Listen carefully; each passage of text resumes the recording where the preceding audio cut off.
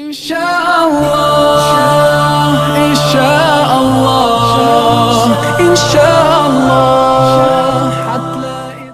صحابی ہے، یا رسول اللہ تنگی ہے رزق کی، کوئی وظیفہ بتائیں۔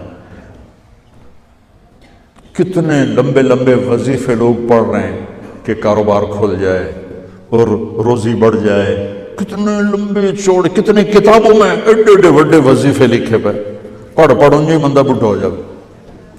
میں قربان جاؤں یا رسول اللہ آپ کی شفقتوں پر، آپ کی رحمتوں پر، سنو یہ کرو، میری بات نہیں ہے، میرے نبی کی بات ہے۔ تجربے کی وجہ سے کرو گے تو کچھ نہیں ملے گا، یقین سے کرو گے تو دروازے کھلتے دیکھو۔ کہ یا رسول اللہ اريد ان يوسع لي رزقي، میں چاہتا ہوں میری روزی کھل جائے۔ تو آپ نے کہا ادم علی الطہارہ یوسع لك رزقك، تو باوضو رہا کر تیرا رزق کھل جائے۔ کوئی زور لگتا ہے وضو؟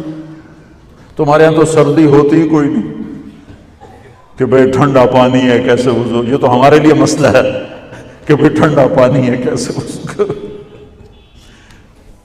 وہ ہمارے گاؤں کا مراسی مجھے مل گیا، میں نے کہا چل نماز پڑھے گی، نہیں جی میاں جی سردی بڑی نہ لے جاؤں، سردی بڑی، مراسیوں کو سردی زیادہ لگتی ہے۔ میں نے کہا نہیں آج تک نماز پڑھا کے چھڑنا ہے۔ میں اس کو لے کے جب وہ ٹوٹی پہ بیٹھا نا، جو ہی ہاتھ پہ پانی، اوہ حال ہے وہ ٹھنڈا پانی، اوہ حال ہے وہ ٹھنڈا پانی۔ تمہارے لیے تو یہ مسئلہ بھی نہیں کہ ٹھنڈا پانی۔ میرے نبی کی یہ سارا مجمع لے لو، یہ اوپر مستورات لے لیں، ادم علی الطہارہ یوسع لیک رزقک، میرے نبی نے فرمایا باوضو رہنا شروع کر دے، اللہ تیرا رزق کھول دے گا۔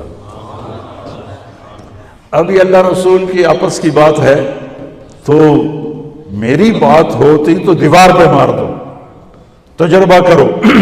نبی کی بات کو تجربہ کر کے نہیں کرتے، یقین کے ساتھ کرتے ہیں۔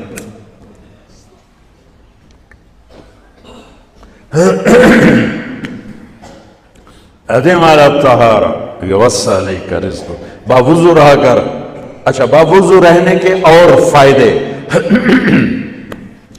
اللہ پیار کرتا ہے، شیطان ڈرتا ہے، اور وضو ہوگا تو نماز آپ ہی پڑھی جائے گی، چلو یار وضو ہے 4 فرض ہی پڑھ لو۔